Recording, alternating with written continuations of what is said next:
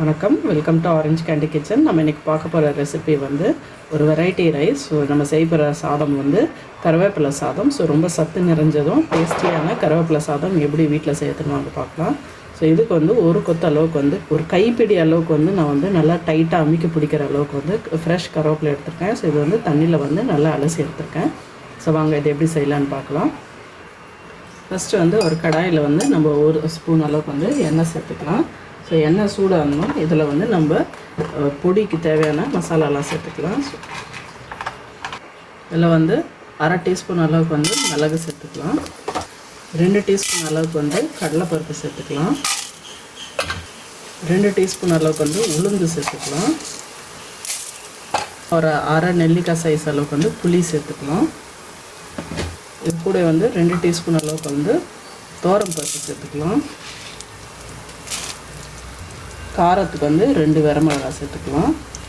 இதெல்லாம் வந்து நல்லா அதோட ராஸ்மெல் போகிற வரைக்கும் லைட்டாக எண்ணெயில் வந்து நம்ம வதக்கிக்கலாம்.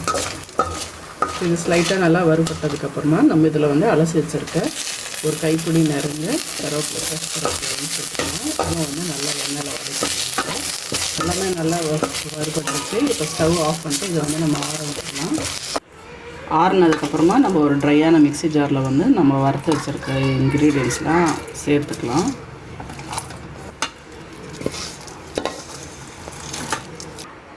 இப்போ இதெல்லாம் சேர்த்துட்டு இப்போ இதுக்கு வந்து நம்ம தேவையான அளவுக்கு வந்து உப்பு சேர்த்துக்கலாம். இப்போ இது வந்து நல்லா மிக்சியில் போட்டு ஃபைன் பவுடராக அரைச்சிக்கலாம். இப்போ பாருங்க, இந்த மாதிரி வந்து நல்லா ஃபைன் பவுடராக அரைச்சி எடுத்துங்க. ஸோ வாங்க இது வந்து எப்படி வந்து நம்ம வந்து கருவேப்பிலை சாதமாக சேர்த்துக்கணும்னு பார்க்கலாம். ஒரு கடாயில் வந்து ஒரு ஸ்பூன் அளவுக்கு வந்து எண்ணெய் சேர்த்துக்கலாம். நம்ம எண்ணெய் வந்து நல்லா சூடாகட்டும். எண்ணெய் சூடானால் இதில் வந்து அரை டீஸ்பூன் அளவுக்கு வந்து கடுகு சேர்த்துக்கலாம். கடுகு வந்து நல்லா பொரியட்டும்.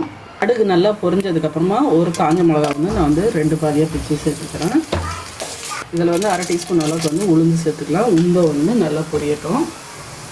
உளுந்து வந்து நல்லா வறுபட்டதுக்கப்புறம் நம்ம அரைச்சி வச்சுருக்க பொடியை சேர்த்துக்கலாம். சேர்த்துட்டு இது வந்து நல்லா கலந்து விடுங்க. இதில் வந்து இப்போ 2 டேபிள் ஸ்பூன் அளவுக்கு வந்து நான் வறுத்த வேர்க்கடலை சேர்த்துக்கிறேன். ஸோ நீங்கள் பச்சை வேர்க்கடலை சேர்க்குறீங்கன்னா அதை நீங்கள் முன்னாடி எண்ணெயிலே போட்டு வறுத்துக்கலாம். இப்போ வந்து நம்ம ஸ்டவ் ஆஃப் பண்ணிடலாம். இப்போ இந்த வறுத்த பொடியில் வந்து நம்ம 1 கப் அளவுக்கு வந்து வெடித்த சாதத்தை வந்து சேர்த்துக்கலாம். வடித்த சாதத்தை ஸோ இது வந்து நல்லா வடிச்சிட்டு ஆற வச்சு வச்சுருக்கேன். ஸோ இது வந்து சேர்த்துட்டு இது வந்து நல்லா மிக்ஸ் பண்ணி விட்டுக்கலாம். நம்ம